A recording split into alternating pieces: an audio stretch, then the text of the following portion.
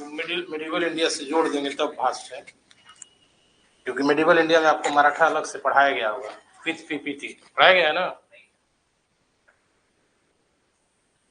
तो बड़ा है, मतलब वो पचड़ाबाजी वाला टॉपिक है, तो उसको आप आराम से पढ़िएगा, कोई खास विशेष बात नहीं। अभी जो एक टफ टॉपिक है उसको समझा कीजिए आप। Economic impact of Britishers in India, मतलब अंग्रेजों का भारत पर आर्थिक प्रभाव। अंग्रेजों का प्रभाव नहीं, बल्कि अंग्रेज की पॉलिसी का, अंग्रेजों की नीति का प्रभाव भारत पर क्या पड़ा। ठीक है, उसमें 4 टॉपिक है और हमेशा के लिए इंपॉर्टेंस है। यहां तक कि बीपीएससी मेंस भी देंगे आप, तो बगैर बिहार स्पेशल का कोई सवाल पूछे, सीधे डायरेक्ट पूछा जा सकता है वो सवाल। ठीक है ना। मोबाइल क्यों देख रहे हैं आप, उसमें क्या है?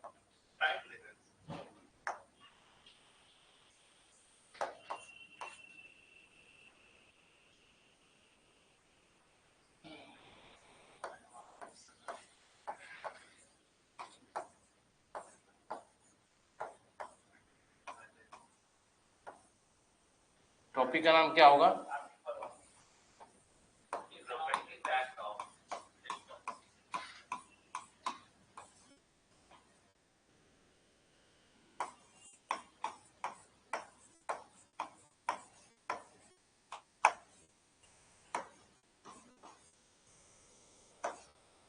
नीति गलत है कि सही है?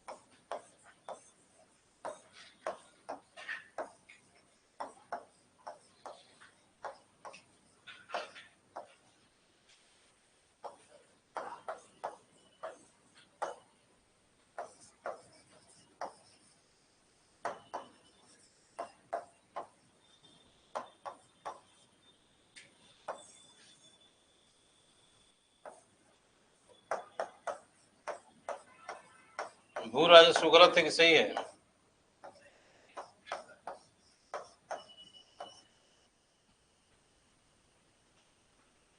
हिंदी बहुत, अगर हिंदी में कोई लिखता है तो बहुत सारा नंबर उसका इसलिए भी नहीं आता है कि हिंदी में वो वर्तनी की अशुद्धियां करता है। अगर क्वेश्चन का आंसर भी आप सही लिखे हैं और फिर भी नंबर कम आ रहा है, तो ध्यान रखिएगा कि उसमें अशुद्धि लिखा हुआ है। आंसर आपको सही रहेगा। ये सब बहुत बड़ा मैटर करता है, थोड़ा बहुत नहीं, क्योंकि जो कॉपी चेक करते हैं वो काफी बूढ़े आदमी चेक करते हैं, नए लोग नहीं करते हैं। नए लोग को देने का मतलब बर्बाद हो जाएगा।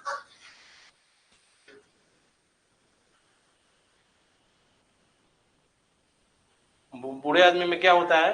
चीज देखते हैं और नहीं, मतलब उसका नेचर कैसा हो जाता है? ऑडियल नहीं भाई, जैसे आपको अभी किसी पास नॉलेज है ही नहीं, एग्जाम बूढ़े आदमी बदलने लोग नहीं होता है।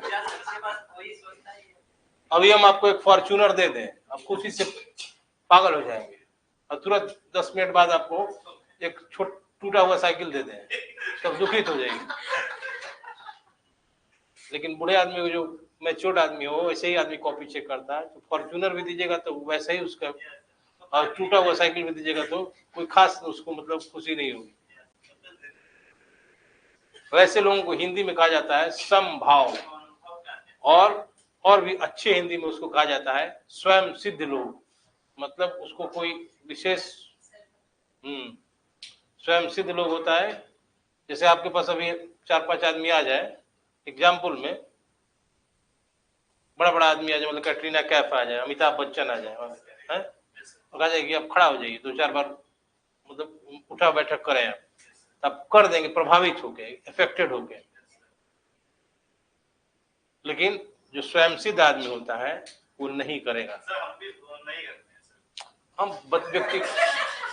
व्यक्तिगत रूप से आपका बात नहीं कर रहे, मतलब बता रहे हैं कि कॉपी कैसे आदमी चेक करते हैं। ये सीख लीजिए, क्लास का पार्ट नहीं है, लेकिन बता रहे हैं जब आप आंसर लिख रहे हैं उतना ही सावधानी के साथ आंसर लिखिए, क्योंकि वैसे लोग कॉपी चेक करते हैं जो छोटे मोटे प्रभाव से एकदम ऊपर होते हैं, ठीक है ना। बच्चे को थोड़ा सा बढ़ा देना चाहिए, थोड़ा सा तो बढ़ा देंगे तब ना जो बच्चा उस योग्य होगा, ठीक है ना। अगर इंग्लिश मीडियम में सब और एग्जामिनर हद कोशिश करता है आपको नंबर देने का, लेकिन अब आप लिखेंगे ही नहीं। वो हद कोशिश करता है नंबर देने का, लेकिन पूछा जा रहा है प्रथम विश्व युद्ध के कारण, लिख रहे हैं आप द्वितीय विश्व युद्ध के कारण। कुछ ऐसा भी लड़का है, सब कुछ ज्यादा ही स्मार्ट बनता है, जो सोचता है कि एग्जामिनर नहीं जानेगा, समझ जाता है।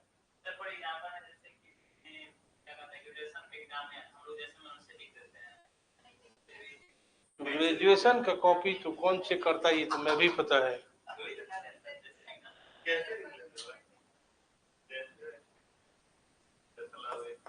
वो तो हम भी ला देंगे ग्रेजुएशन में।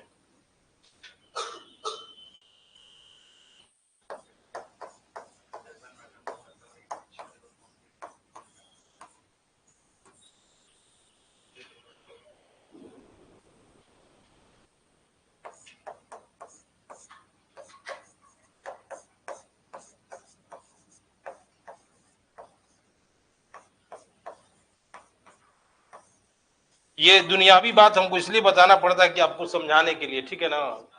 ये क्लास का हिस्सा नहीं है, ये अनऑफिशियल बात हम आपको बोले।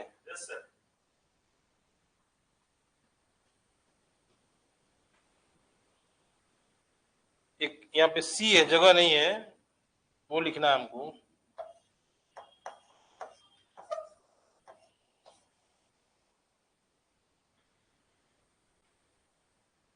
सी हटा दीजिए, यहां लिख दीजिए। एग्जैक्टली यही इसी का हिस्सा है, ठीक है।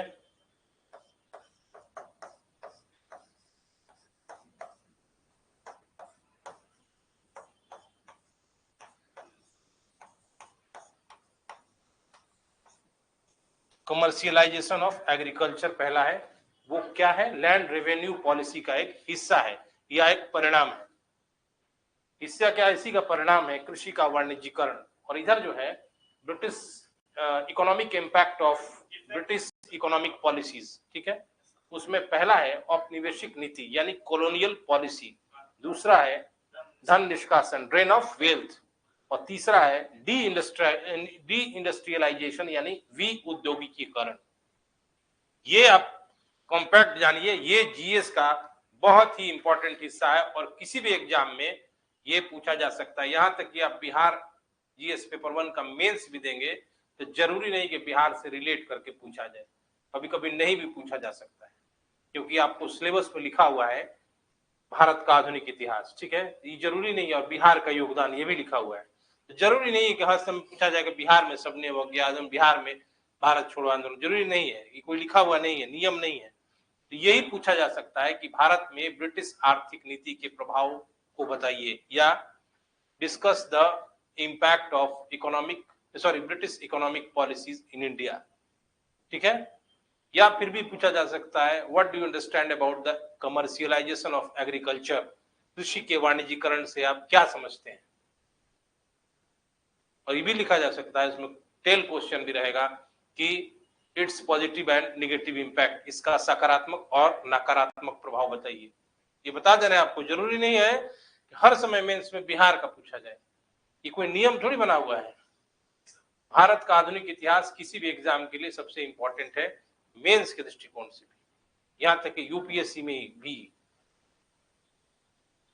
और ये नहीं भी पूछा जा सकता है, आधुनिक इतिहास में बहुत सारा हिस्सा है, पूछ देता है कि discuss the role of tribal uprisings in India या मॉडर्न इंडिया, ठीक है, जनजातीय विद्रोहों के योगदान को समझाते। इसलिए ये वाला पॉलिसी जो है आप बहुत बढ़िया से समझिए। वो पढ़ाना मराठा, ये 3 युद्ध हुआ था, वो आसान सा टॉपिक है, ठीक है। मराठों ने 3 युद्ध लड़ा था, जिसको आंग्ल मराठा वार कहा जाता है। आंग्ल मराठा युद्ध हुआ था, जिसमें प्रथम आंग्ल मराठा युद्ध, द्वितीय आंग्ल मराठा युद्ध और तृतीय आंग्ल। पहला वाला हुआ था 1775 से तब 82, दूसरा 1803 से 6, 1817 से लेकर 18 तक, ठीक है।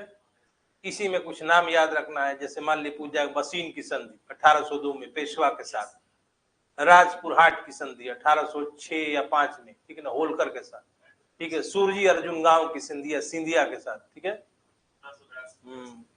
फिर सालबाई की संधि 1782 में। वो सब बच्चा वाला टॉपिक नहीं, मतलब याद करने वाला टॉपिक है, वो फैक्ट बेस्ड क्वेश्चन है। अगर मराठा को बढ़िया से पढ़ना है तो स्टार्ट करना पड़ेगा मेडिवल इंडिया से। जब राइज ऑफ शिवाजी हुआ, शिवाजी ने कैसे एक राज्य को भौगोलिक आधार पर एक रूप, मतलब एक एकीकृत किया, यूनाइटेड किया, और फिर मराठा भविष्य में मुगलों के लिए एक प्रमुख चुनौती के रूप में प्रस्तुत हुए, ठीक है। तो वहां से पढ़ना है मराठा, शिवाजी और मुगलों का संबंध, ठीक है। उसके दो चरण है, एक 1646 से लेके 64 तक, जब शिवाजी ने चाकन, पुरंदर इत्यादि किलों पर अधिकार कर लिया, फिर अफजल खान आता है, ठीक है। और फिर 1665 के बाद जब पुरंदर की संधि हुई थी सवाई राजा जय सिंह के प्रयासों से, और वो आगरा से शिवाजी भाग गया है, और उसके बाद 1665 से लेके जब तक मृत्यु हुई शिवाजी की, तब तक 80 तक एक लंबा संघर्ष चलता। औरंगजेब शिवाजी को पहाड़ी चूहा, माउंटेन रैट कहता था, ठीक है। और फिर 1689 में संगमेश्वर का युद्ध हुआ है, शाहू को बंदी बना लिया गया है, ठीक है। शाहू की मुक्ति बहादुर शाह प्रथम ने 1707-8 में की, ठीक है। फिर वहां से 1713 से मराठों का एक कॉन्फेडरेसी, जिसको कहा जाता है परिसंघ, का निर्माण होता है, जिसमें पेशवा प्रमुख शक्ति के तौर पर स्थापित होता है। और 1713 से 20 बालाजी विश्वनाथ, 1721 से लेके बाजीराव द्वितीय, फिर बालाजी विश्वनाथ, ऐसे करके पढ़ना है। और 1775 में एक वार शुरू होने की पृष्ठभूमि सूरत की संधि से शुरू होती है, जिसमें प्रथम आंग्ल मराठा युद्ध होता है, फिर द्वितीय, फिर तृतीय। तो वो पढ़ा देंगे हम किसी दिन, ठीक है। वो पढ़ाने में बहुत ज्यादा ये नहीं है, ठीक है ना, उसको क्वेश्चन है केवल प्रीलिम्स। ये जानिए, पहला, ब्रिटिश आर्थिक नीति का प्रभाव। पहले ये ध्यान रखिएगा कि भारत में अंग्रेजों के द्वारा जो औपनिवेशिक नीति की शुरुआत की गई, जिस कॉलोनियल पॉलिसी की शुरुआत की गई, उसको 3 चरणों में बांटा गया है। और इन 3 चरणों में किस व्यक्ति ने बांटा है, तो आप एक को बता देते हैं। एक बहुत बड़े विद्वान थी रजनी पामदत्त, उन्होंने ही बताया है कि भारत में अंग्रेजी औपनिवेशिक नीति के 3 चरण हैं, और इसको समझना बहुत जरूरी है, ठीक है ना। रजनी पामदत्त की पुस्तक का नाम इंडिया टुडे है। इसको लिखे नहीं, आप लोग देख रहे हैं चेहरा और बोर्ड, हम देख रहे थे, बताए नहीं कि आप बाद में लिखिए। नहीं ऐसे लिखिएगा ना डायग्राम बना के, तो सीधे लिख लीजिए कि क्या क्या पढ़ाना है। आर्थिक प्रभाव, अंग्रेजों की आर्थिक नीति के प्रभाव, हेडिंग दे दीजिएगा, इसको लिखना कोई जरूरी नहीं है, ठीक है। वही हो गया कॉपी हेडिंग, ठीक है। पहला लिख लीजिए ए औपनिवेशिक नीति, बी भू राजस्व नीति, सी धन निष्कासन, डी विऔद्योगिकरण, और भू राजस्व नीति में ही लिख देते कृषि का वाणिज्यकरण, तो ज्यादा अच्छा रहता। हो गया समझ में आया की बात ना।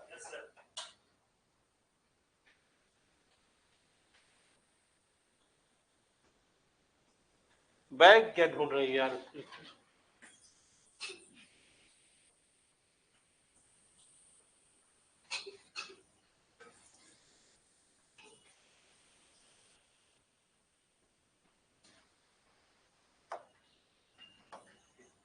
जो भी डिस्कस करना है कर लीजिए, बैग के बारे में, पेन के बारे में, क्योंकि अभी बताएंगे तो हम पूछेंगे भी, ठीक ना। बैग वहीं रहेगा 2 साल बाद भी, पेन भी वहीं रहेगा।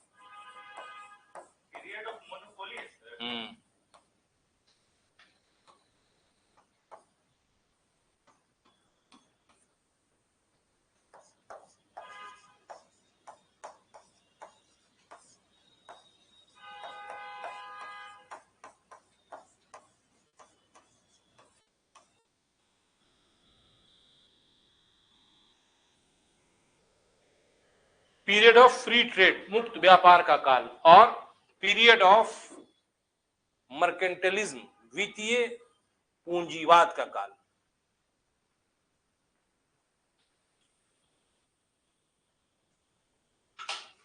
चलिए अब आपको बताते हैं।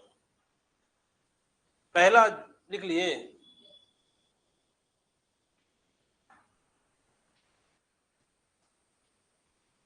पहला जो काल मैंने लिखा है, लिख लिए पहले आप लोग,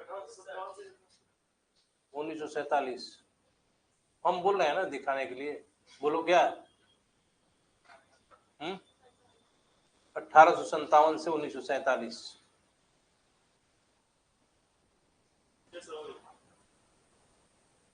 वित्तीय पूंजीवाद का काल लिख लो, 1857 से लेके 1947, वित्तीय पूंजीवाद का काल। बोतल टूट गया है कि ढक्कन है यार, डिजाइनदार?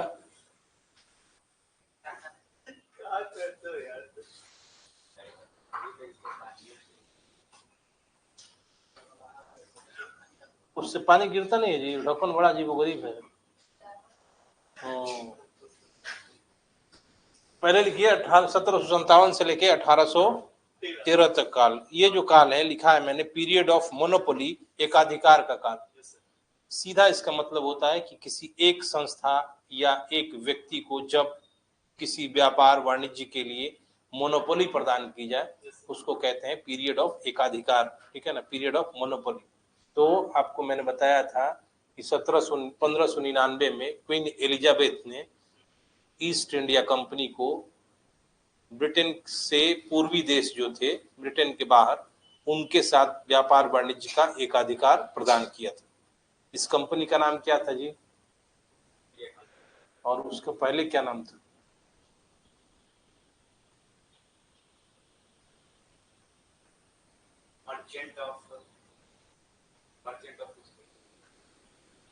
नहीं, अगर आप देखे रहते एक को दिन आधा घंटा भी कॉपी, तो ऐसा नहीं होता कि आप डिजाइन देख रहे हैं कैसा है सर्वोदय का। एग्जाम में भी डिजाइन देखता है आदमी, कैसे कौन सा पेंट का यूज हुआ है, चेक करने वाला कौन सा कपड़ा पहना है। जो याद रखिए, हम बताएंगे नहीं इसका, सोच रहे कि हम बता देंगे।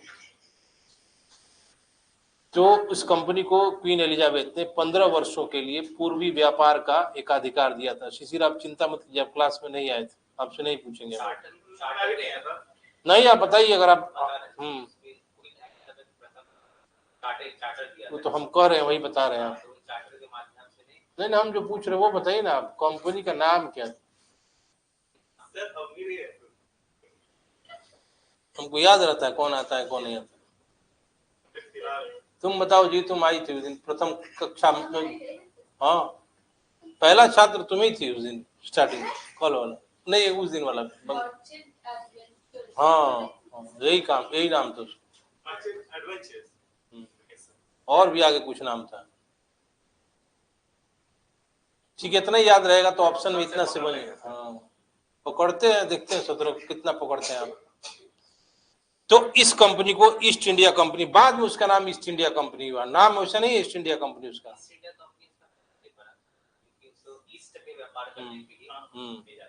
पूर्वी देशों के साथ व्यापार का एकाधिकार दिया गया। तो हाँ, कुछ देर बाद और पूछेंगे। तो ईस्ट इंडिया कंपनी को व्यापार का, पूर्वी देशों के साथ व्यापार का एकाधिकार दिया गया, और बाकी कोई भी अंग्रेज भारत से व्यापार नहीं कर सकता था।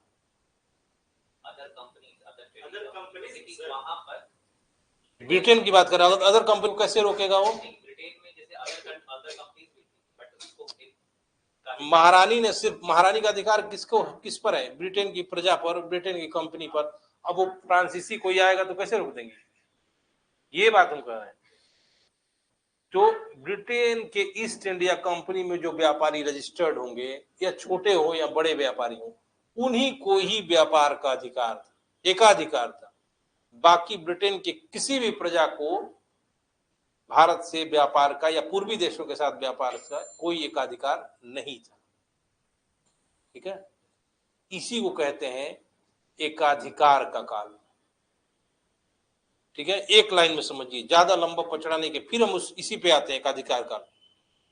दूसरा जो पीरियड है वो शुरू होता है 1813 से लेके 1857। उसको क्या लिखा है मैंने? मुक्त व्यापार का काल। इस समय में ईस्ट इंडिया कंपनी को सिर्फ 3 वस्तुओं का ही व्यापार करने का मोनोपोली प्रदान किया गया। चीनी, तंबाकू, चीनी, चाय और एक और वस्तु है, ठीक है ना। बस इन तीनों वस्तुओं का व्यापार सिर्फ ईस्ट इंडिया कंपनी कर सकता था, ब्रिटेन का कोई नागरिक या कंपनी नहीं कर सकती थी इन तीनों वस्तुओं का। लेकिन अनुमति प्रदान कर दिया गया ब्रिटेन में, कोई भी कंपनी, कोई भी व्यक्ति आके अब भारत से व्यापार करके लाभ कमा सकता था। ये 1813 से लेके 1857 का काल। तीसरा पीरियड शुरू होता है वित्तीय पूंजीवाद का काल। वित्त मतलब समझते हैं फाइनेंस, अब पूंजीवाद मतलब कैपिटल। इसमें अंग्रेजी सरकार ने प्रयास किया, भारत की अंग्रेजी सरकार नहीं, ब्रिटेन की अंग्रेजी सरकार ने, क्योंकि ब्रिटेन की अंग्रेजी सरकार ही प्रयास कर सकता था, क्योंकि अब शासन का अधिकार ईस्ट इंडिया कंपनी से छीन लिया गया था और ब्रिटेन के क्राउन के कर दिया गया। तो वहीं की सरकार इस बात की व्यवस्था कर सकती थी और ब्रिटेन के लोगों को प्रोत्साहित किया जाता था कि आप भारत में कैपिटल लगाएं, पूंजी का निवेश करें और उसका मुनाफा कमाएं। इसीलिए 1857 के बाद आप देखेंगे रेल, बैंकिंग, बीमा, जूट, चाय के बागान इत्यादि बहुत फ्लरिश किए, क्योंकि ब्रिटेन के लोग इसमें पूंजी लगा रहे थे, इन्वेस्ट कर रहे थे पूंजी, और सबसे अधिक मुनाफा रेल पर दिया जाता था। लगाए गए पूंजी का 5% दिया जाता था। यही कारण आप देखेंगे कि बॉम्बे से थाने के बीच, जान के नहीं पूछ रहे हैं कि सब कोई जवाब इसका देंगे, 1853 में प्रथम रेलगाड़ी चली थी। लेकिन हम जो पूछ रहे हैं उसका जवाब दीजिए, पहला प्रयास रेलवे का किस वर्ष हुआ था बताइए आप। नहीं पूछे, जो आपका मनचाहत क्वेश्चन था वो नहीं पूछे। पूछा जाएगा लॉर्ड डलहौजी ने रेलवे के विकास की दिशा में किस वर्ष प्रयास प्रारंभ किया था, क्या जवाब देंगे? 1846। ठीक, आगे ये मत पूछे क्या किया था, एक उसका कोई जवाब नहीं, क्या किया वो कहीं गया होगा, ठीक है ना। अब आइए फिर से पहला काल पे आ जाते हैं। हाँ,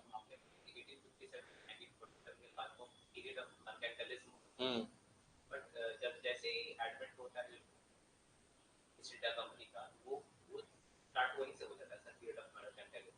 नहीं, उसमें इन्वेस्ट नहीं किया जाता, बता रहे हैं उस पीरियड पर हम आ रहे हैं। इसका अर्थ क्या होता है मर्केंटाइलिज्म? वित्तीय पूंजीवाद का जितना फाइनेंस आप इन्वेस्ट, आप चीपर रेट पे कोई चीज को बाय कीजिएगा, रॉ मटेरियल नहीं वो नहीं, वो काम ही नहीं करना था उस समय, वो काम ये करना था, पहले स्टेज में आना, चीपर रेट वाला जो बात कर रहे हैं। फिर हम आ रहे हैं उस पीरियड,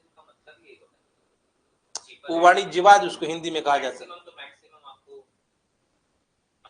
हाँ, वो वाणिज्यवाद का परिभाषा आपको सही, लेकिन यहाँ जो मतलब है, जो रजनी पामदत्त ने बताया है उसके हिसाब से मैं बता रहा हूँ। वित्तीय पूंजीवाद मतलब फाइनेंस, इनपुट लगाना। जहां तक बात है कि इन्वेस्टमेंट का ब्रिटिशर्स ऐसा चीज नहीं, ब्रिटिशर्स जो भी रेवेन्यू मतलब कलेक्ट करते थे, मैक्सिमम रेवेन्यू को कलेक्ट करते थे, मैक्सिमम रेवेन्यू का ही इनपुट यहाँ पर। वो जितना भी बात आप बता रहे हैं वो पहला पीरियड का काल है, वो एकाधिकार का काल। वो मैं जब भी डिस्कस करूंगा तब आपका विजन क्लियर होगा, ठीक है। अभी हम डिस्कस नहीं किए हैं, सिर्फ आपको 3 काल बताया कि किस काल को क्यों कहा जाता है, ये बात मैंने बताया। पूरा अब इस टॉपिक पे आए नहीं है, फिर से सुन लीजिए। एक लाइन में पूछा जाएगा कि भारत में ब्रिटिश औपनिवेशिक नीति को बताएं, या तो पहला स्टार्टिंग क्वेश्चन से यही करना है कि भारत में औपनिवेशिक नीति के 3 चरण है। पहला चरण जो 1757 से लेकर 1813 जिसको कहते हैं एकाधिकार का काल, दूसरा चरण 1813 से 57 मुक्त व्यापार का काल, और तीसरा चरण जो 1857 से शुरू होता है जिसको वित्तीय पूंजीवाद का काल कहा जाता है। और क्या है ये मैंने बताया सिर्फ आपको। एकाधिकार काल मतलब ईस्ट इंडिया कंपनी को ही व्यापार का एकाधिकार, ठीक है, बस मेरे हिसाब से समझिए आप, किताब में जाइएगा पचड़ेबाजी में लिखा हुआ, क्लियर कट कॉन्सेप्ट नहीं दिया गया। ठीक है, समझ गए बात ना, हम आपको समझा रहे हैं। एकाधिकार होता है सिर्फ आप ही को अधिकार, ईस्ट इंडिया कंपनी को एकाधिकार, बाकी किसी भी आदमी को एकाधिकार नहीं। अब चोरी छिपे व्यापार कर सकता है वो, पकड़े जाने पर उसको दंडित किया जाता था। दूसरा था मुक्त व्यापार का काल, जिसमें सिर्फ 3 वस्तु को रखा गया कि नहीं भाई इसका व्यापार सिर्फ ईस्ट इंडिया कंपनी ही करेगा, बाकी सारे वस्तुओं को फ्री कर दिया गया, फ्री ट्रेड, कोई भी ब्रिटेन का नागरिक, कंपनी, इंस्टीट्यूशन आके ये व्यापार कर सकता।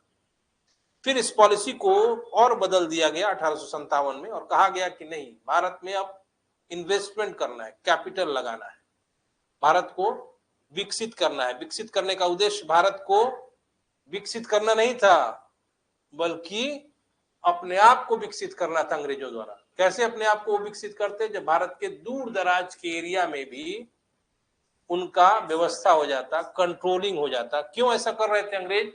क्योंकि 1857 में जो विप्लव हुआ, रिवोल्ट ऑफ 1857, तो काफी समीक्षा की गई, रिव्यू किया गया ब्रिटिशर्स के द्वारा। उनको ऐसा लगा कि भारत के दूर दराज के हिस्सों में भी हमारा उतना कंट्रोल नहीं है, और दूर दराज में किस तरह की हलचल हो रही है, क्या विचार हो रहा है सरकार के प्रति, पदाधिकारियों के प्रति, इस बात की जानकारी हमें नहीं हो पा रही है। दूसरी बात कि अंग्रेजों ने यह भी देखा कि भारत में बहुत अधिक संसाधन है, रिसोर्सेज है, यदि इन रिसोर्सेज का प्रयोग करें हम अपने लाभ के लिए, तो और ब्रिटेन जो है फ्लोरिश करेगा।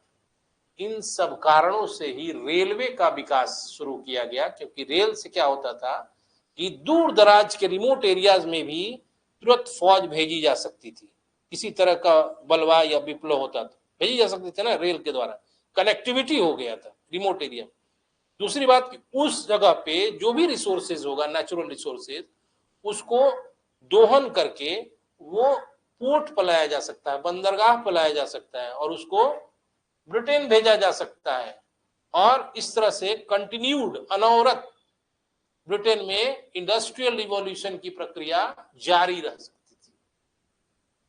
समझ में आई ना? तब रेलवे का विकास, ऐसा नहीं कि भारत को विकास करना था या भारत के लोगों को लाभ देना था, ये कोई उद्देश्य नहीं था, ये बदलाव था औपनिवेशिक पॉलिसी में, क्योंकि वो थिंकर थे, कैसे भारत से ज्यादा लाभ ले सकें और अपने आप को मजबूत बना सकें।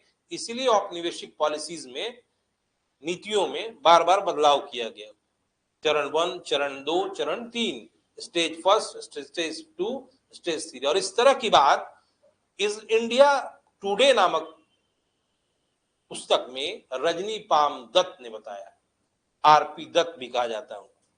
फिर से आते हैं हम एकाधिकार व्यापार का काल। इसमें क्या करते थे अंग्रेज? सबसे पहले अंग्रेज क्या करते थे कि भारत के सबसे पहले हैंडीक्राफ्ट इंडस्ट्री पर उन्होंने चोट किया, जो हस्तशिल्प उद्योग थे, जो कि माल तैयार करते थे, इनको पहले प्रतिबंधित किया गया, और इनसे सूत समझ रहे हैं ना, धागा, थ्रेड, वो बुनने के लिए कहा गया, और ऐसा अत्याचार किए कि जुलाहे जो थे, जो बुनने वाले कपड़े थे, अपना अंगूठा भी कटवा लेते थे, क्योंकि उनको एडवांस रकम दे देते थे, इतना तुमको काट के देना है कपास, मतलब धागा। और ये धागे कहाँ भेजे जाते थे? लंकाशायर, बर्मिंघम, वहां जो, हाँ, वहां भेजा जाता था, वहां के मिल में उसका उपयोग किया जाता था, और उससे कॉटन का कपड़ा तैयार करके भारत को भेजा जाता था। और कई एक्ट पास किए गए थे ब्रिटेन में, भारत से जो सूती कपड़े, वहां कॉटन क्लॉथ्स जाते थे, उसको बैन करने के लिए पार्लियामेंट ने कई एक्ट पास किए थे। डेट वाइज हम लिखवा देंगे आपको कि रुमाल भी नहीं आना चाहिए, सूती रुमाल भी नहीं आना चाहिए, ऐसा प्रतिबंध लगाया गया। कारण क्या था कि अंग्रेज चाहते थे कि भारत जो है रॉ मटेरियल का एक सोर्स, भंडार है, और हमारे तैयार माल का एक क्रेता हो जाए। क्रेता मतलब खरीदने वाला हो जाए। और 1757 से देखेंगे आप 1800 ईस्वी तक बंगाल में खुली लूट का काल कहा जाता है। पर्सिवल स्पीयर ने कहा है अंग्रेजी थे कि बंगाल में खुली लूट हुआ था और बंगाल के नवाबों से 40 करोड़ रुपए गवर्नरों ने लिया था, घूस के रूप में लूटा था बंगाल। और बंगाल से राजस्व का प्रयोग कहाँ किया जाता था? दीवानी का अधिकार मिला था, उसी राजस्व का प्रयोग इंग्लैंड में औद्योगिक क्रांति को कंटिन्यूड रहने के लिए किया गया। और कहा जाता है बंगाल के राजस्व के कारण ही ब्रिटेन में औद्योगिक क्रांति में तीव्रता आई, समझे ना? क्योंकि आपको बंगाल पढ़ाते समय मैंने बताया है कितनी बार कि सिर्फ 3 करोड़ रुपए किसने दिया था? मीर जाफर ने ही दिया था। इसी तरह मीर कासिम से भी लिए, उसके बाद नजमुद्दौला भी आया, उसके बाद बंगाल की दीवानी प्राप्त हो गई अंग्रेजों को। तो बंगाल के राजस्व को सीधे ब्रिटेन ट्रांसफर किया जाता, और वो मैं छोड़ दे रहा हूं जो इंडिविजुअली व्यक्तिगत रूप से गवर्नर कमाते थे और अंग्रेजी पदाधिकारी कमाते थे, उसका तो कोई हिसाब ही नहीं, ठीक है।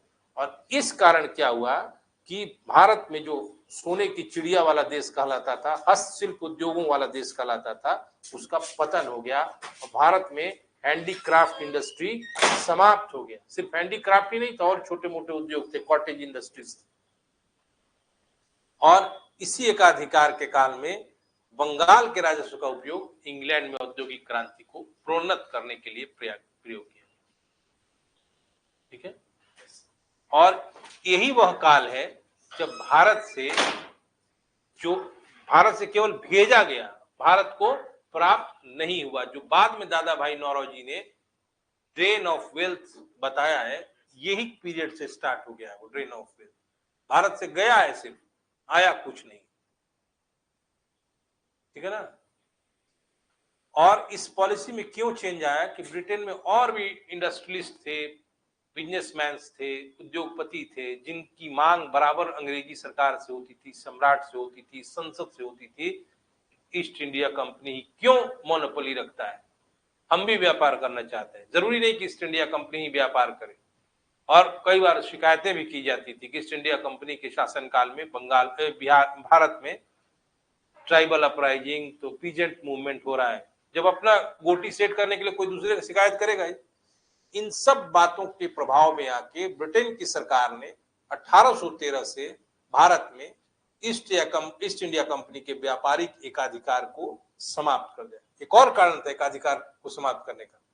1813 तक आप देखेंगे कि भारत की प्रमुख शक्तियां अंग्रेजों के समक्ष नतमस्तक हो गई थी। मैंने बताया आपको, कल पढ़ाया था, पहला बंगाल है, दूसरा हैदराबाद है, तीसरा अवध है, चौथा टीपू सुल्तान है, मैसूर जिसको कहा जाता है, और एक मराठा शक्ति। 1818 तक मराठे भी नतमस्तक होगा।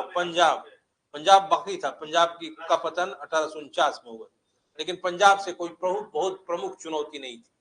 यानी अब ऐसा लगने लगा था अंग्रेजों को कि भारत में व्यापार वाणिज्य तक सीमित नहीं रहना है, बल्कि भारत में अपना एम्पायर खड़ा करना है, अपना साम्राज्य स्थापित करना है।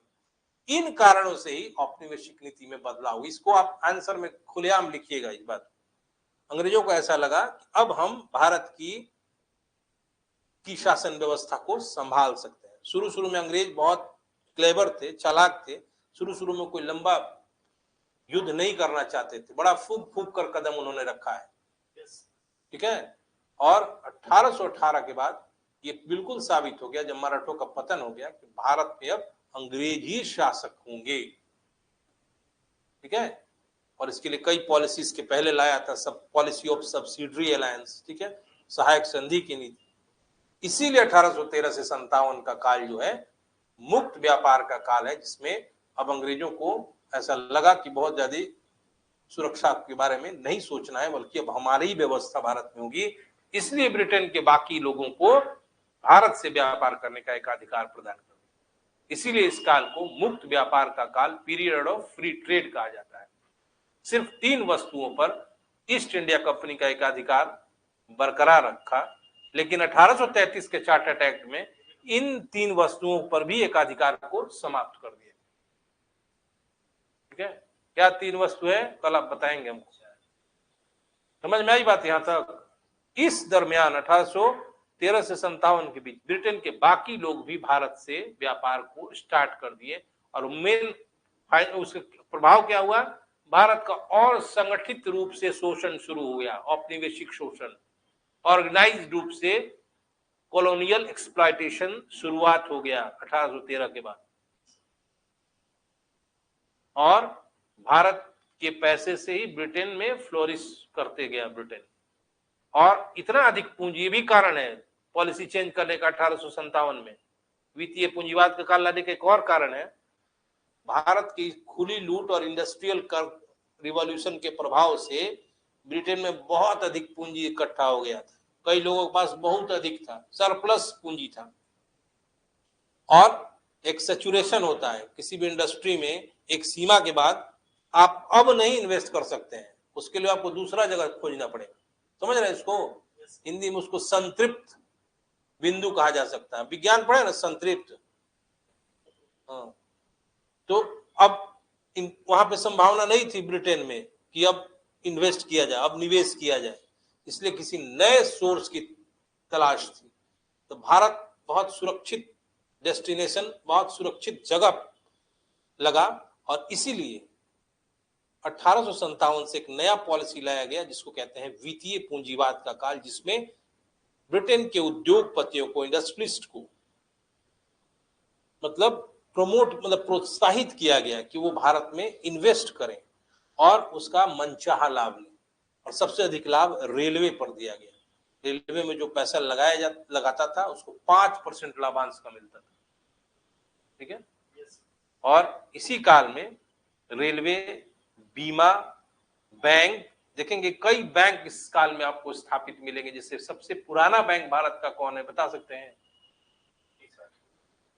जी सर बता देते, जी सर बाद में कहते हैं। हाँ, लेकिन ऐसे पूछा जाए, वेरी गुड, लेकिन उसके बाद पूछा जाएगा भारत में से कौन पुराना बैंक नहीं रहा ऑप्शन में, तो कौन बैंक है? अगल बगल ही बैंक है आपका, हाँ, 1894 में। उसके बाद 1906 में सेंट्रल बैंक, उसके बाद इंडियन बैंक है, ठीक है। कई बैंकों की स्थापना भी इसी भारतीयों द्वारा संचालित प्रथम बैंक अवध कमर्शियल बैंक, ठीक है ना, ऐसे याद रखिए। तो ये बैंकिंग सिस्टम बीसी काल में, इंश्योरेंस सिस्टम बीसी काल में, ये ब्रिटिशर्स के पूंजी निवेश का परिणाम, ठीक है। और 1857 के बाद 1947 तक ये वित्तीय पूंजीवाद का काल रहा। इसको आप समझे कि नहीं, ठीक से पहले बता दीजिए, समझ गया ना। और ये माना जाता है कि भारत, ब्रिटेन में इंडस्ट्रियल रिवॉल्यूशन जो है भारत के राजस्व से हुआ, ऐसा कहा जाता है, ठीक है। कैसे होगा औद्योगिक क्रांति जब आपके पास पूंजी नहीं रहेगा? रहे होगा कभी? दूसरा टॉपिक बोर्ड पे क्या लिखे हैं हम? यहाँ है बोर्ड, उधर देख रहे हैं आप लोग, क्या लिखे हैं? अंदाज से बताइए, कहिए कि हटिए सर, तो ये नहीं होगा। हाँ हाँ, ब्रिटेन ने भारत के संसाधनों पर और अधिक कलेक्शन करने के लिए, और मतलब अपना कंट्रोल करने के लिए, जो परंपरागत भू राजस्व नीति थी उसमें बदलाव ला दिया, ठीक है। और काफी सोच विचार के उन्होंने भारत के अलग अलग क्षेत्रों के लिए 3 अलग अलग नीतियों को लाया। इसीलिए भू राजस्व संबंधी नीतियों में 3 प्रकार की भू राजस्व नीतियां हैं। पहला है स्थायी बंदोबस्त, जिसको इस्तमरारी बंदोबस्त या जमींदारी बंदोबस्त कहा जाता है, या जमींदारी बंदोबस्त कहा जाता है। अंग्रेजी भी बोल रहे हैं, ठीक है, लेकिन हिंदी ही है। स्थायी बंदोबस्त मतलब परमानेंट सेटलमेंट, उसको इस्तमरारी बंदोबस्त भी कहा जाता है, जमींदारी बंदोबस्त भी कहा जाता है, ठीक है। हम इंग्लिश ट्रांसलेशन के लिए नहीं बोले, बस ये याद रखिएगा, इस्तमरारी बंदोबस्त। पूछा जाता है ऑप्शन में कि इस्तमरारी बंदोबस्त क्या था, नहीं आएगा ना, उसमें जमींदारी रहेगा ना स्थायी बंदोबस्त। यूपीएससी और पीसीएस की बात कर रहे हैं। दूसरा बंदोबस्त है रैयतवाड़ी बंदोबस्त, और तीसरा बंदोबस्त है महालवाड़ी बंदोबस्त। जब कभी प्रश्न आ जाएगा कि स्थायी बंदोबस्त या इस्तमरारी बंदोबस्त या जमींदारी बंदोबस्त के अंतर्गत ब्रिटिश भारत का कुल कितना भू क्षेत्र शामिल था? क्या जवाब हो जाएगा? हमारा चेहरा नहीं बताएगा आंसर, मन में ऐसे करके सोचिए। 51%, 51% ब्रिटिश भारत का 51%। अरे यार जो बता रहे हैं क्यों नहीं सोच रहे हो यार, हम गलत बता रहे हैं। 51% जो था वह ब्रिटिश भारत के कुल भू क्षेत्र का स्थायी बंदोबस्त के अंतर्गत शामिल था। 51%, 5 और 1 और ऊपर परसेंटेज। फिर आइए महालवाड़ी बंदोबस्त। ये ब्रिटिश भारत के 30% क्षेत्र में, ब्रिटिश भारत के कुल 30% क्षेत्र में रैयतवाड़ी बंदोबस्त था। ठीक, और तो 42%। हमको भी कंफ्यूज कर दो गया। तीसरा आइए रैयतवाड़ी बंदोबस्त। यह ब्रिटिश भारत के 19% भूभाग पर फैला था। याद रहेगा ना, 51, 30 और 19, इसमें कोई गड़बड़ नहीं होना चाहिए। किसके ड्यूरेशन में आता? होल्ट मैकेंजी ने लागू कराया था। ड्यूरेशन की बात नहीं, हम बता रहे हैं तीनों एक ही व्यक्ति के ड्यूरेशन में माना जाता है। कार्नवालिस। फिर से सुनिए, ये अभी आगे हम बता रहे हैं आपको, नीचे सुनिए फिर से। 1765 में बंगाल में क्या लगाया गया था?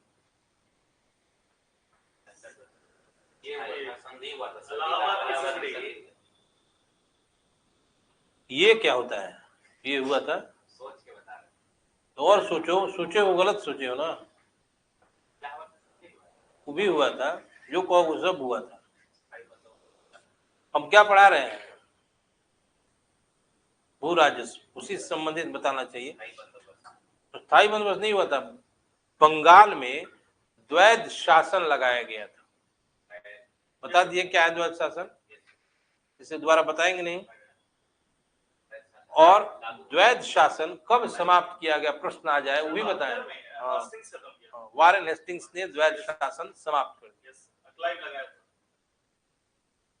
तो वारेन हेस्टिंग्स ने जान ही गया था कि दीवानी प्राप्त हो गया बंगाल, बिहार, उड़ीसा का, तो अधिक से अधिक भू राजस्व वसूलने के लिए, संग्रह करने के लिए कुछ मतलब प्रयोग की शुरुआत की।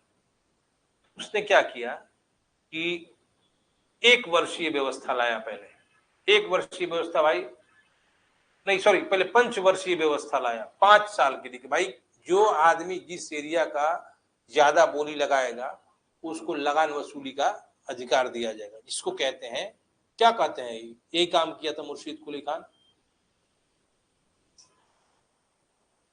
परसों का बात है, कल का नहीं, कल का बात है। हाँ, इजारेदारी व्यवस्था, इजारेदारी व्यवस्था इसको कहते हैं। लेकिन ये सफल नहीं हो पाया। 5 वर्षीय व्यवस्था के पहले वारेन हेस्टिंग्स ने 1 वर्षीय व्यवस्था भी लाया था, मतलब प्रयोग करता रहा 1 साल के लिए भी बोली लगाने, लेकिन ये सब व्यवस्था सफल नहीं हुआ। और अंत में ऊब कर अंग्रेजी सरकार ने इस तरह की जो तात्कालिक व्यवस्था थी, वह इमीडिएट जो सिस्टम था उसको समाप्त कर दिया। जब लॉर्ड कॉर्नवालिस यहाँ का गवर्नर बना, मतलब गवर्नर जनरल, तो उसने फिर से भू राजस्व कलेक्शन के लिए अपने लोगों से विचार विमर्श किया। उसमें एक व्यक्ति थे सर जॉन शोर, वो ब्रिटेन के जमींदार थे और उनका काफी प्रभाव लॉर्ड कॉर्नवालिस पे था। और जॉन शोर की मंशा थी कि भारत में भी जमींदारों को ही भूस्वामी बनाया जाए। और एक शिकायत भी की जाती है कि जॉन शोर के प्रभाव से, चूंकि वो जमींदार वर्ग का समर्थक था, इसलिए जॉन शोर ने कॉर्नवालिस को इस बात को सोचने के लिए विवश किया कि जमींदारों को ही भूस्वामी स्वीकार किया जाए। और काफी विचार करने के पश्चात 1790 में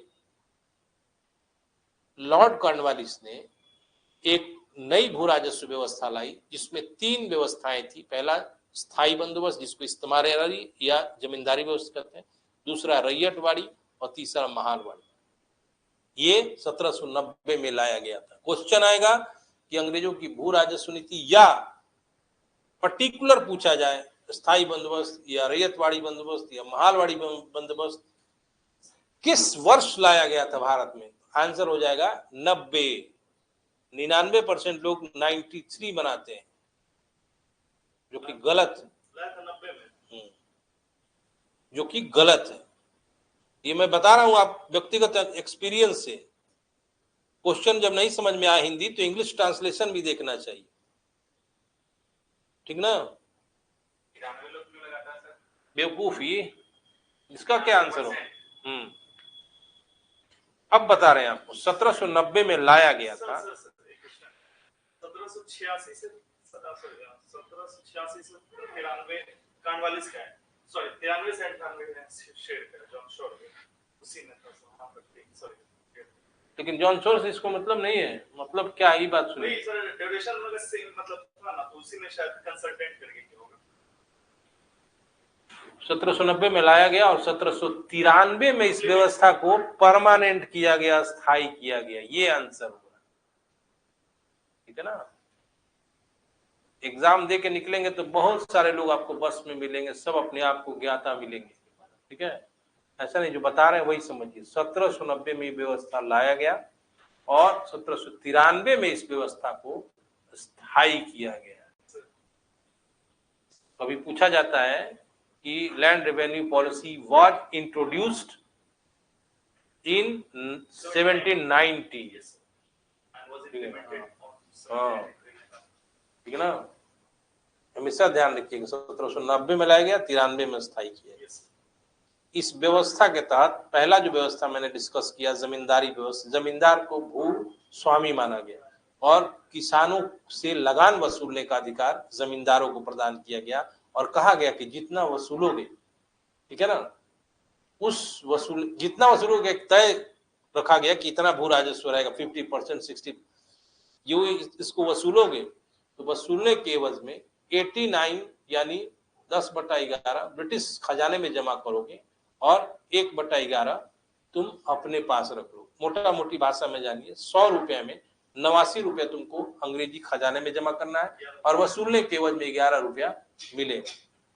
और बहुत सख्त कानून था कि एक डेट फिक्स रहता था और टाइमिंग फिक्स रहता था कि जमींदार उस दिन सूर्यास्त के पहले तक आके लगान जमा कर दे। यदि वो नहीं जमा करते थे तो उनकी जमींदारी को नीलाम कर लिया जाता। इसको कहते हैं सूर्यास्त कानून, सनसेट लॉ, ठीक है? इसका बहुत बड़ा फायदा हुआ अंग्रेजों को कि भारत में एक सपोर्टर क्लास मिल गया, एक समर्थक वर्ग मिल गया, जो बाद के काल में आप देखेंगे कि भारतीयों के द्वारा कोई भी मूवमेंट, आंदोलन होता था तो ये वर्ग उस आंदोलन से अपने आप को विमुख रखता था और अंग्रेजी सरकार का समर्थन करता था। यही जमींदार, जो पिट्ठू जमींदार थे, अपने सुविधा के लिए भारत की राष्ट्रीय भावनाओं के प्रसार में बाधक हो गए, है ना? यही जमींदार।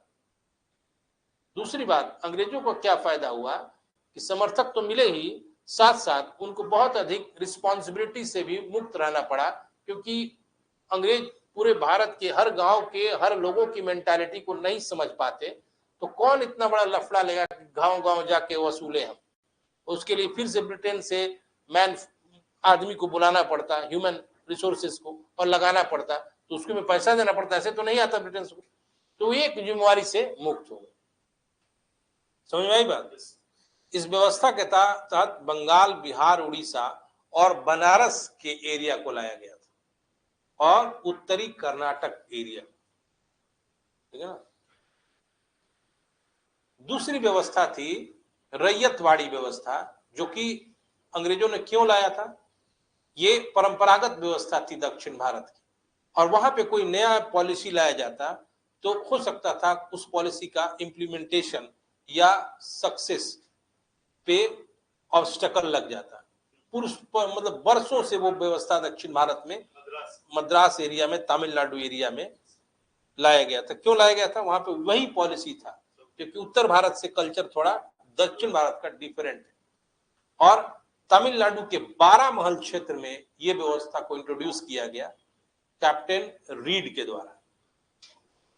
1802 में लाया गया था, इंट्रोड्यूस किया गया। 1822 से बहुत ज्यादा इसका। तो ये व्यवस्था था दक्षिण भारत में मद्रास, बॉम्बे प्रेसिडेंसी एरिया में, फिर रेतवाड़ी व्यवस्था आसाम के कुर्ग एरिया में भी था, ठीक है, ये मैं लिखवा दूंगा आपको, ठीक है। इस व्यवस्था के तहत भू राजस्व का दर, लैंड रेवेन्यू रेट जो था वो 50 से भी ऊपर था, 60-70 रखा जाता, और वहां भी किसानों की स्थिति बहुत खराब हो गई और किसानों को राजस्व अदायगी के लिए महाजनों और साहूकारों से ऋण लेना पड़ा। यही वह काल है जब आप सुनेंगे कि दक्कन के दंगे, राइट ऑफ डेक्कन 1870-75 में हुआ, और इन दंगों का मुख्य निशाना स्थानीय साहूकार और महाजन थे। उनके पास जो कागज रखे जाते थे ऋण वाले, उसको जला दिया जाता था, ठीक है ना। तीसरी व्यवस्था लाई गई महालवाड़ी व्यवस्था। ये पंजाब, पश्चिमी उत्तर प्रदेश, आगरा इत्यादि में लाया गया, और इस व्यवस्था में अलग अलग इंडिविजुअल से लगान नहीं लिया जाता था, बल्कि 5 गांव 10 गांव के ग्रुप मान लिया गया, एक महाल बना दिया गया। किसी महाल में 8 गांव होते थे, किसी में 5, किसी में 10, और हर गांव के लोग उस महाल का प्रतिनिधि चुन लेते थे कि इसी को लगान हम दे देंगे, अब ये अपने जाके देते रहेगा। अंग्रेजी इसको मामलतदार कहा जाता था। और इस व्यवस्था के तहत ब्रिटिश भारत का 30% भू क्षेत्र था। और ये व्यवस्था में भी कृषकों का शोषण हुआ। तीनों व्यवस्था में कृषकों का शोषण हुआ, और इसी समय काल में आप देखेंगे बार बार अकाल भी पड़ता था। अकाल का कारण सिर्फ कैलेमिटी, आपदा नहीं था, बल्कि अंग्रेजी पॉलिसियां भी मानी जाती। कैसे? उससे रिलेटेड एक दूसरा टॉपिक है, नीचे लिखे हैं हम, कमर्शियलाइजेशन ऑफ एग्रीकल्चर। ये एक बहुत बड़ा कारण था आपदा का, अकाल का, फेमिन का, ठीक है। कृषि का वाणिज्यीकरण क्या है? अंग्रेजों ने ज्यादा से ज्यादा लाभ कमाने के लिए जो सीरियल क्रॉप्स जो होते हैं, मुख्य अनाज वाले फसल होते हैं, वैसे खेतों में किसानों को बाध्य किया कि वो एक क्षेत्र रिजर्व कर दें, आरक्षित कर दें, और उसमें कैश क्रॉप का रोपण करें। कैश क्रॉप समझ रहे ना? अफीम, चाय, नील। इससे क्या हुआ कि किसान ऐसे ही परेशान थे राजस्व अदायगी के लिए। अब थोड़ा सा क्षेत्र जो आरक्षित हो गया, तो अब उनका उपज थोड़ा कम हो जाएगा ना, आरक्षित हो जाएगा तो इससे बंगाल क्षेत्र में या और भी क्षेत्रों में अनाज की कमी हो गई, और अनाज की कमी से कई बार भूखमरी की स्थिति भी हो गई। तो मैंने अभी जो बोला आपको कि अकाल का कारण सिर्फ क्लैमिटी, आपदा नहीं था, बल्कि ब्रिटिश पॉलिसियां भी थी। तो ये अनाज की कमी का कारण यही ब्रिटिश पॉलिसी है, एक कमर्शियलाइजेशन ऑफ एग्रीकल्चर, कृषि का वाणिज्यीकरण। लेकिन सीधे इसकी शिकायत नहीं करनी है, बल्कि इसका पॉजिटिव पॉइंट भी रहा और निगेटिव पॉइंट भी रहा। पॉजिटिव पॉइंट क्या हुआ कृषि के वाणिज्यीकरण से? गांव की अर्थव्यवस्था जो थी, economy of villages were transformed in monetary economy. गांव की अर्थव्यवस्था का रूपांतरण मौद्रिक अर्थव्यवस्था में हो गया, समझे ना। और गांव का कस्बे से, कस्बे का शहर से, और शहर का बड़े बाजारों से एक कनेक्टिविटी, एक संपर्कता स्थापित हुई। और जो पहले गांव बंद इकोनॉमिक इकाई, बंद आर्थिक यूनिट की तरह था, वो समाप्त हुआ और गांव का संपर्क शहरों से बढ़ा। ये बाद में इसका परिणाम पता चला कि जब राष्ट्रीय जागरण का कार्य किया गया तो आसान हो गया वो राष्ट्रीय जागरण, क्योंकि गांव का संपर्क शहरों और बाजारों से था। और एक तरह से माना जाता है इनडायरेक्टली, अप्रत्यक्ष तौर पे, कि भारत में एक नेशनल इकोनॉमी, राष्ट्रीय अर्थव्यवस्था का भी विकास यहीं से शुरू हो गया। जब सब कुछ जुड़ जाएगा तो नेशनल इकोनॉमी हो सकता है ना।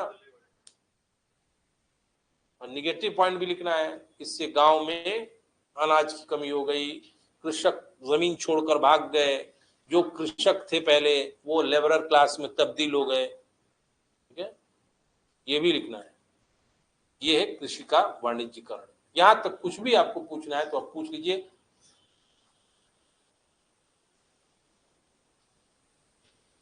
क्योंकि क्वेश्चन देंगे जिसका आंसर ना गूगल में मिलेगा ना किसी में मिलेगा।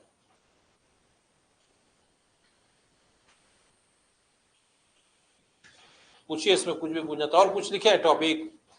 ना टॉपिक नहीं लिखे हैं, वी औद्योगिकरण लिखे हैं।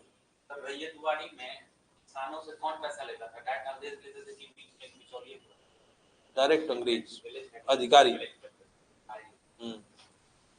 रैयतवाड़ी का मतलब किसानों से प्रत्यक्ष संपर्क सरकार का। भारत में किस शासक ने रैयतवाड़ी व्यवस्था को लाया था, बताइए। भारत का शासक है कॉर्नवालिस।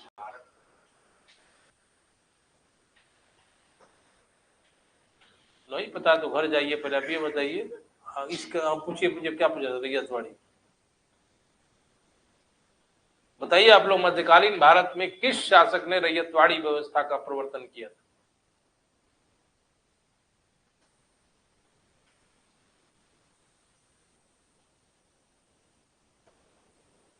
शेरशाह, बिहार का ही शासक था वो। शासक को बिहार बंगाल से नहीं जोड़ा जाना चाहिए, क्वेश्चन बनाने के लिए है इसमें किताब में शेरशाह का नाम। शेरशाह एक राष्ट्रीय शासक था।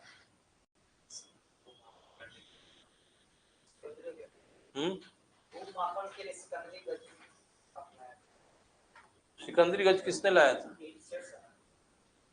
क्या यार बोल के तुम मेरा मूड खराब कर दिया। सिकंदरी गज शेरशाह लाया था नहीं? तब तो अकबर प्राचीन भारत का शासक होगा।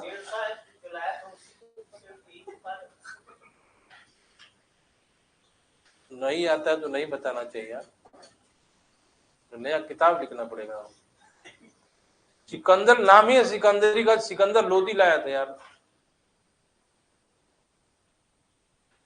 चलिए बोलिए आगे, क्या पूछ रहे थे आप? रैयतवाड़ी बंदोबस्त पूछ रहे थे ना? और पूछिए, कुछ पूछना है आप लोगों को? शेरशाह ने क्या किया था बताइए आप लोग, और भी बताइए। शेर हम मान रहे हैं आपको, लेकिन सिकंदरी गज जो था, सिकंदरी गज जो है सिकंदर लोदी लाया था, वो 39 अंगुल का होता था। नहीं, और बताइए आप हमको, भू राजस्व संबंधित क्या किया था? ये जरूरी नहीं कि उनसे पूछ रहे हैं, आप लोग से भी पूछ रहे हैं, बताइए। भूमि का मापन करने के उपरांत भूमि को उसको 3 प्रकार के रूप में बांटा गया। इसके सिंचाई के संबंध में क्या, कृषि के संबंध में हिसाब से कर व्यवस्था की जाती है। डाक व्यवस्था में सराय भी बनवाया था। न्याय का भी व्यवस्था की है। महलवाड़ी में फिक्स महलवार रहता था कि सब जगह का अलग अलग रहता था। अलग अलग होगी, क्वेश्चन कभी आएगा नहीं। आगे पूछिए। अब बोलिए, देख कहीं 5 गांव, कहीं 8 गांव, एरिया वाइज होता था। कभी कभी देखेंगे छोटा छोटा गांव हो जाएगा, तो उसमें 10 हो जाएगा। कलेक्ट करने के लिए विलेज हेडमैन, उसका नाम था मामलतदार। जबरदस्त एक्सपीरियंस है क्वेश्चन का, पता है क्यों ना है कैसा। हम भी आप ही की तरह सोचते थे पहले, लेकिन आता नहीं था।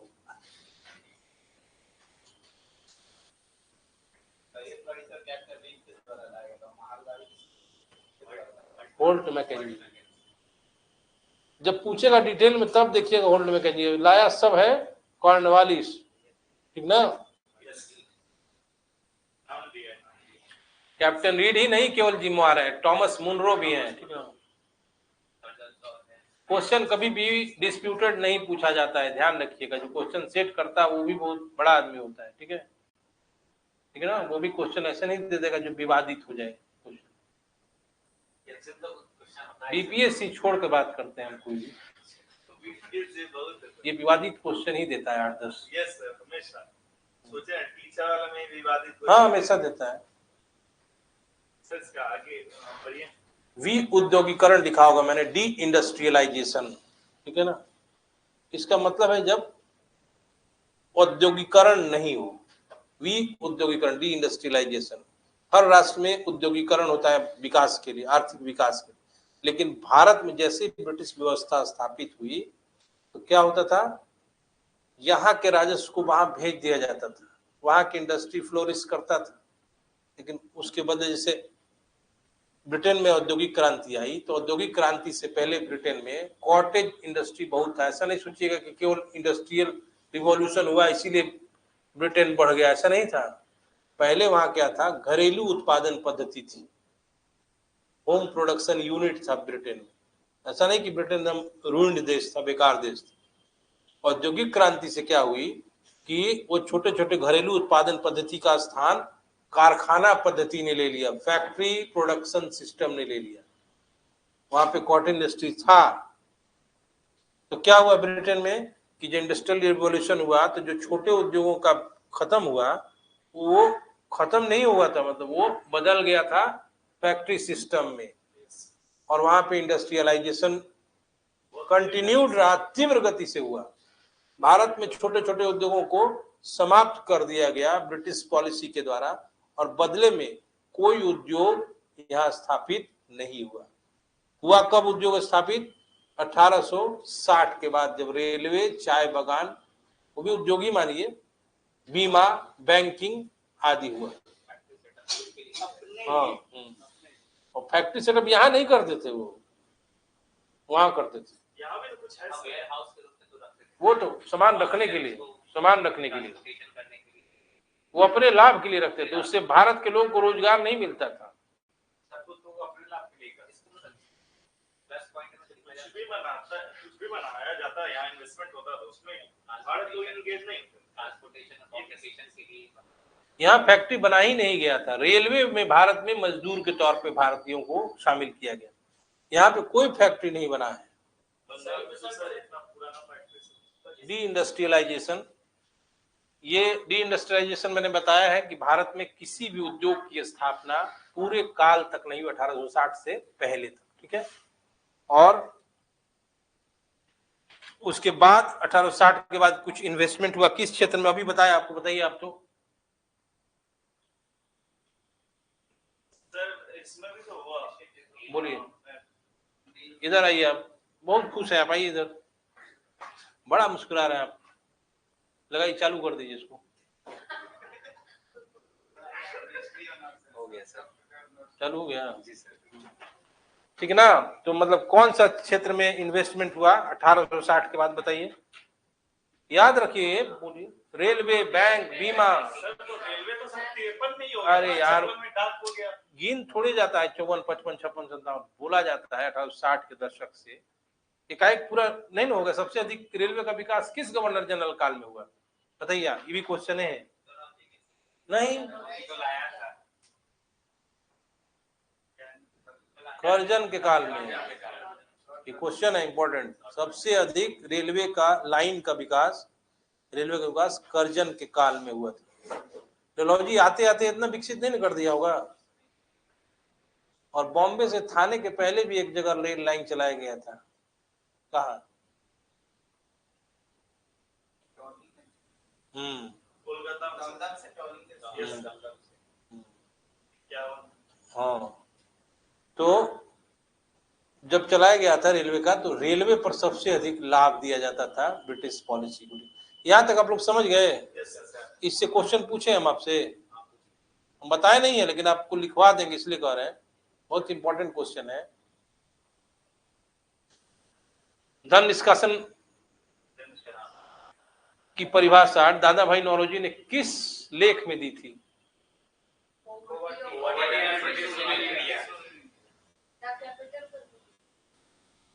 इंडिया डेट टू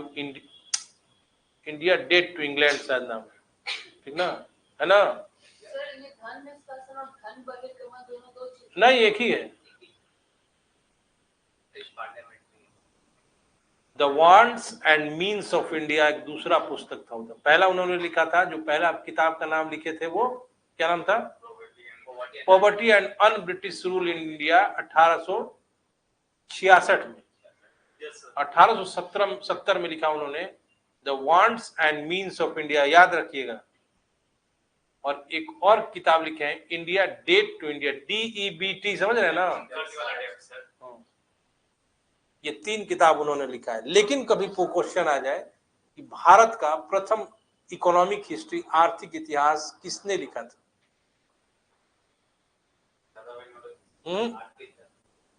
हाँ नहीं, आरपी दत्त भी नहीं, रमेश चंद्र दत्त 1901 में लिखे थे इकोनॉमिक हिस्ट्री ऑफ, आप लिख लेते तो ज्यादा अच्छा आता है, बीपीएससी का भी पेटेंट क्वेश्चन है।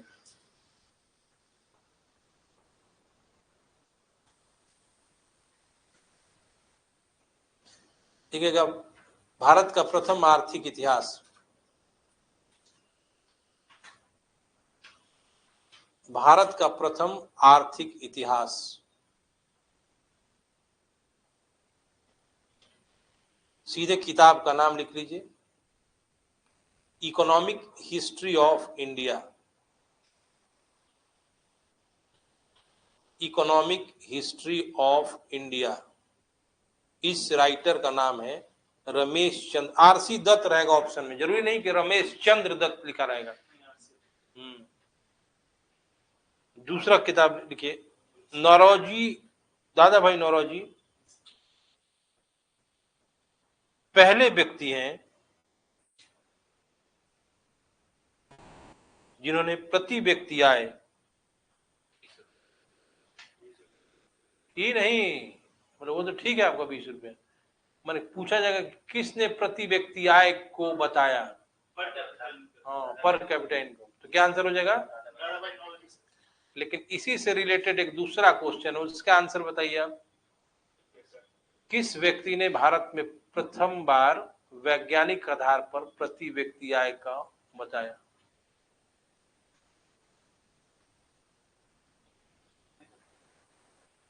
ये लिख लिया ना वैज्ञानिक आधार पर, वो तो अभी हाल में पैदा हुआ है, वो तो हाल के हैं तुम देखो। देखिए VKR राव लिखिएगा, वी फिर बिंदु दे दीजिएगा, VK फिर बिंदु R फिर V राव,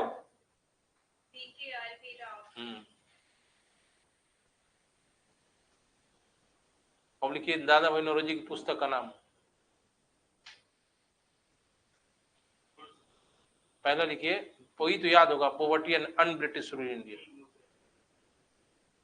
दूसरा लिखिए, the wants and means of India, wants and means of India.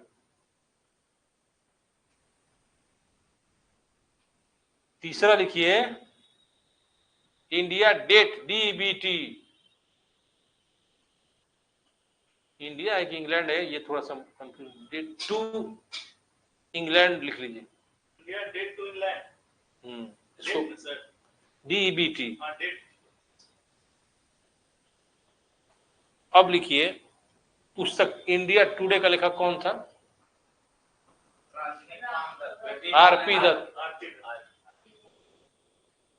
वही कांग्रेस का जो सिद्धांत दिए थे सर, हाँ इंडिया टुडे में दिया हुआ, इंडिया टुडे नेटवर्क आता है वो क्या सर? वो तो मैगजीन है, ये है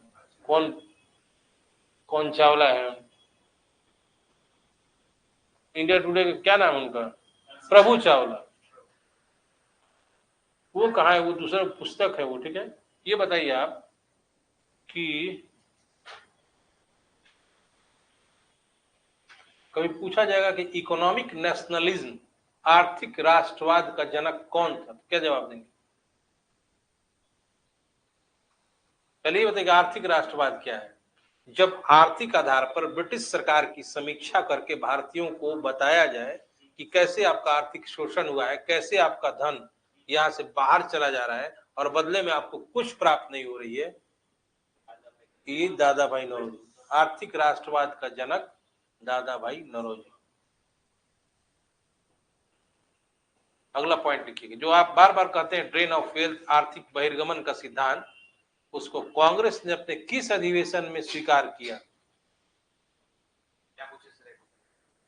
आर्थिक निष्कासन का सिद्धांत, चाहे धन बहिर्गमन का सिद्धांत को कांग्रेस ने अपने किस अधिवेशन में स्वीकार किया? नहीं, 1896 के कलकत्ता अधिवेशन, लिख लीजिए, आया है कई बार। ये नहीं पूछा जा रहा है भाई, पूछा जा रहा है कि ड्रेन ऑफ वेल्थ पॉलिसी को कांग्रेस ने कब स्वीकार किया अपने अधिवेशन? 1896 कांग्रेस के कलकत्ता अधिवेशन, कांग्रेस के कलकत्ता अधिवेशन में यही धन निष्कासन सिद्धांत को स्वीकारा गया।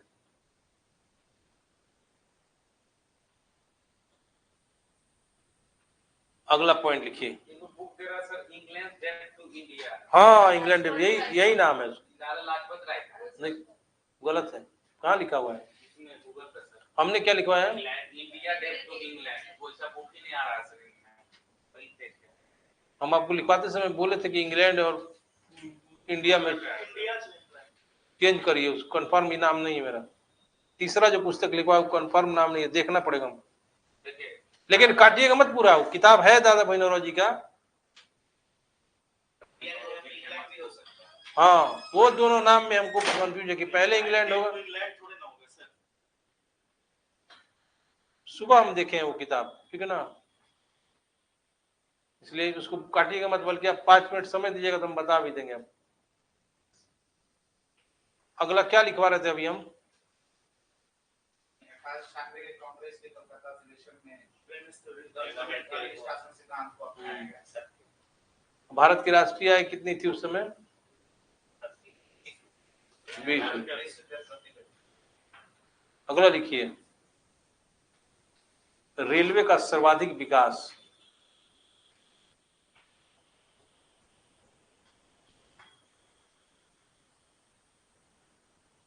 लॉर्ड कर्जन के कारण, लॉर्ड कर्जन के कारण।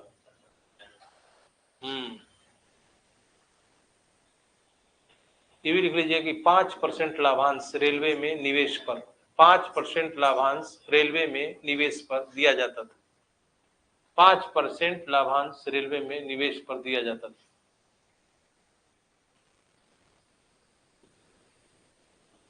अब नीचे लिखिएगा, कॉमा दे दे के लिखिएगा, लिखिएगा ब्रिटिश भूक्षेत्र का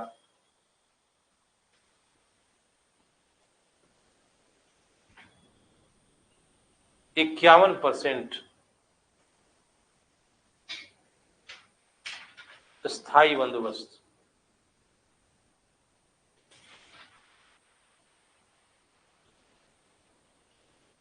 स्थायी बंदोबस्त। फिर लिखिएगा नीचे ब्रिटिश, फिर कॉमा दे दे के लिखिए, ब्रिटिश भूक्षेत्र का 30% महालवाड़ी बंदोबस्त, 30% महालवाड़ी बंदोबस्त। और फिर लिख लीजिएगा 19% रैयतवाड़ी बंदोबस्त।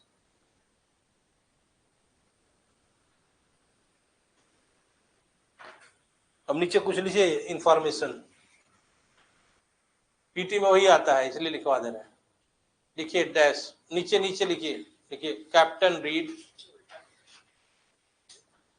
कैप्टन रीड, उल्टा नहीं है, सीधा लिखा हुआ हो। सर रैयतवाड़ी 30% बताते ना, 19%, 19% बताया था। नीचे लिखिए कैप्टन रीड टॉमस मुनरो, हाँ, कैप्टन रीड टॉमस मुनरो।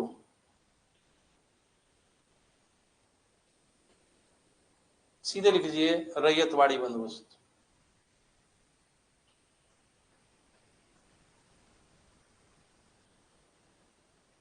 नीचे लिख लीजिए होल्ट मैकेंजी,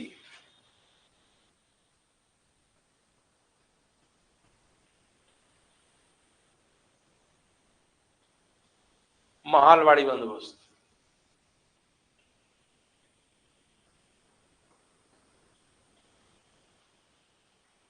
फिर लिखिएगा सर जॉन सोल, अस्थायी बंदोबस्त।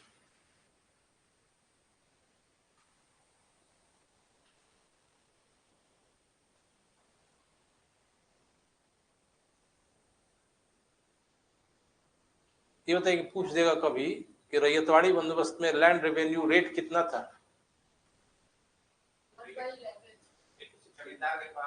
रैयतवाड़ी है जमींदार के पास।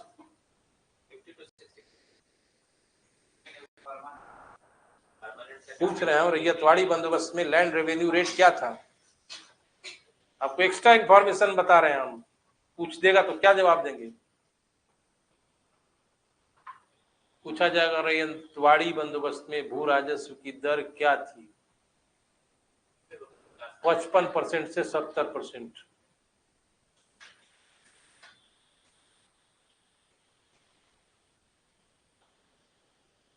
और इसको शोषणकारी व्यवस्था माना गया है। 55 तो मतलब एक ऑफिशियल बता रहे हैं हम, जब जो लेने वाले थे अधिकारी बढ़ा के भी लेते थे 65-70, किसको पर शोषण करते थे।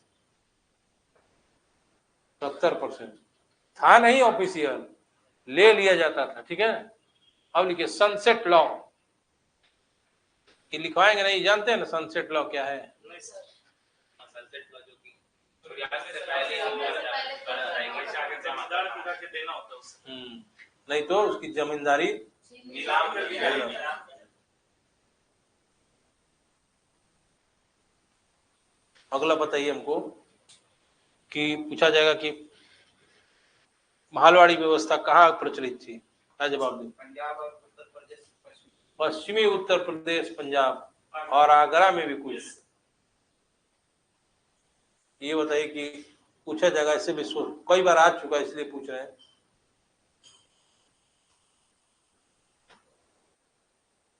क्वेश्चन का आंसर पता नहीं चल रहा हमको। पूछा जाएगा आपसे कि स्थायी बंदोबस्त का जनक कौन था?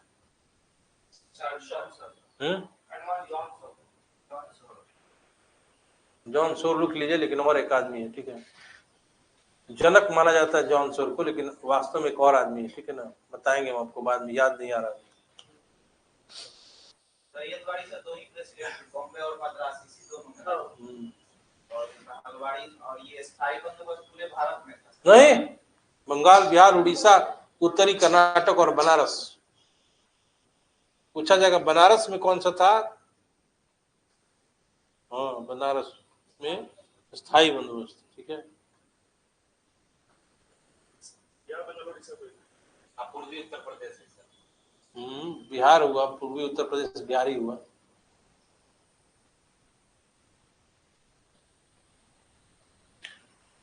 ये बताइए इसी काल में कुछ विद्रोह हुए थे, नाम याद है आपको? बताइए कौन सा विद्रोह हुआ था पहले? 1855 से संथाल हुआ था।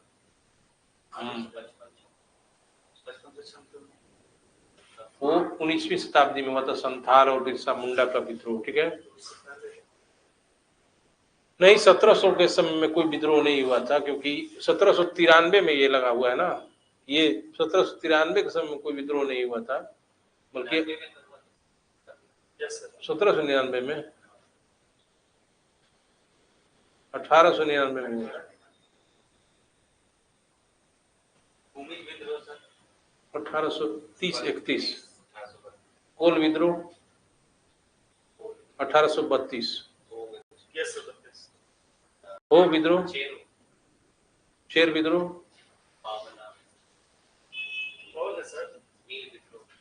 नील विद्रोह, लिख लीजिए नील विद्रोह।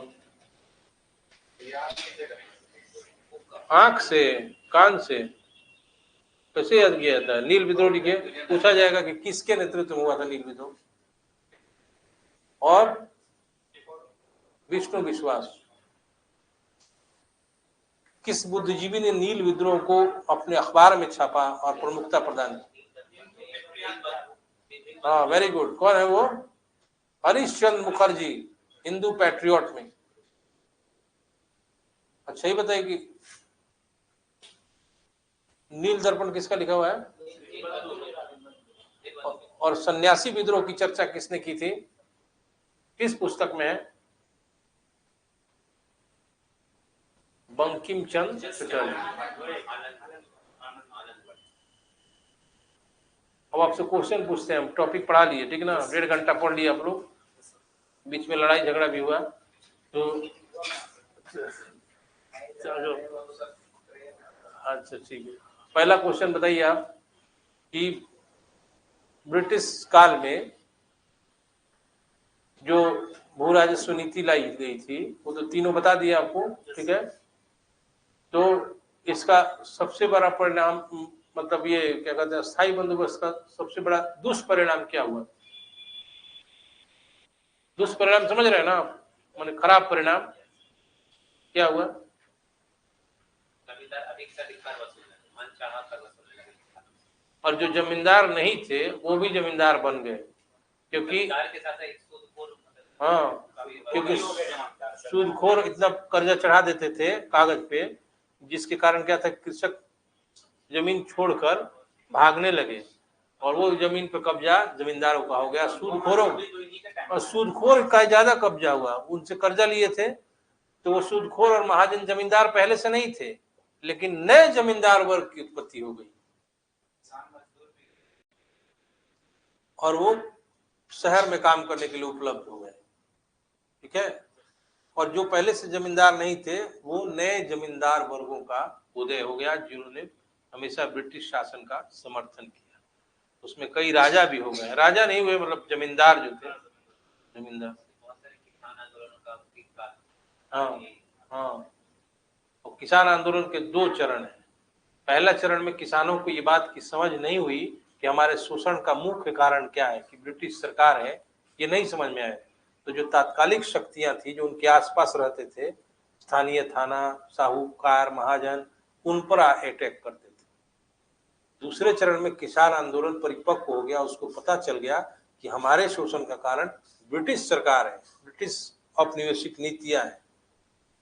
जैसे स्वामी सहजानंद सरस्वती वगैरह जब आए, बिहार के बात कर रहे हैं, मैंने भारत में भी है, वही स्वामी सहजानंद मतलब बिहार नहीं, मतलब राष्ट्रीय स्तर पर वो नेता थे। तब किसान आंदोलन की समझ हो गई और कांग्रेस भी पहले मजदूरों और किसानों का मांग पर ध्यान नहीं देती थी। कारण क्या था कि उसको लगता था कि यदि किसानों और मजदूरों का मांग उठा लेंगे हम, तो हमारा आंदोलन कम हो जाएगा, कमजोर हो जाएगा, क्योंकि जमींदार वर्ग हमसे नाराज हो जाएगा और मिल मालिक जो थे फैक्ट्री के वो भी हमसे अलग हो जाएंगे। तो अभी शैशव अवस्था में हमारा आंदोलन है, राष्ट्रीय आंदोलन शुरू में ही कमजोर हो जाएगा, इसीलिए उन्होंने किसानों मजदूरों का मांग नहीं उठाया। लेकिन 1900 जो भी लोग कांग्रेस में थे वो तो जमींदार ही थे। नहीं, सब जमींदार नहीं थे, जमींदार थे, तो वो अपने प्रति कैसे उठा पाते? सारे लोग जमींदार नहीं थे। राजेंद्र प्रसाद जमींदार नहीं थे, बहुत सारे लोग जमींदार नहीं थे, कुछ साधारण हैसियत वाले लोग भी थे, वकील थे, ठीक ना, शिक्षक थे, ठीक ना। सबसे अधिक सब तो पैसे वाले थे सर, गरीब कहाँ थे, क्या वहां पर पैसा वाला थे? कैसे बोल दें सब पैसा वाला? सर वहाँ इंग्लैंड जाके पढ़ रहे हैं, वो तो सब पढ़ता था इंग्लैंड, ऐसा नहीं कि अभी कोई जाता है इंग्लैंड। अब यही पढ़ाई हो जाता है, पहले नहीं पढ़ाई था इसलिए जाता था बैरिस्ट्री की पढ़ाई करने। इंग्लैंड जाने से कोई ज्यादा पैसे वाला हो जाएगा। अभी अपलेट जाके पढ़ रहे उस समय में अमीर ही ना हुआ सर। कनाडा हर 2 दिन बाद में जा सकता है वीजा बनवा के, जा सकते हैं आप वहां पे, कोई जरूरी पढ़ाई कीजिए, प्लेट भी धो सकते हैं, पैसा भारत से ज्यादा ही मिलेगा। जाने के लिए पैसा, अब हम उधर से प्लेट धो के आए, कहे कि बहुत बड़े आदमी हैं, मानेंगे ना आप? हम वहाँ प्लेट धो रहे हैं, बैरिस्ट्री की पढ़ाई थोड़ी होता है, होता नहीं था ना पढ़ाई। पहले पढ़ाई यहाँ नहीं था, और राजेंद्र प्रसाद तो यहीं पढ़े हैं, कहीं नहीं गए हैं। लेकिन मानते हैं ना कि examiner is better than examiner लिखा हुआ है, क्यों? जरूर थोड़ी ब्रिटेन जाइएगा तभी पढ़िएगा। तो सब ऐसे गांधी जी भी पढ़े थे, गांधी जी दीवान क्या थे सर, वो एक समृद्ध आदमी है। अब कोई कहेगा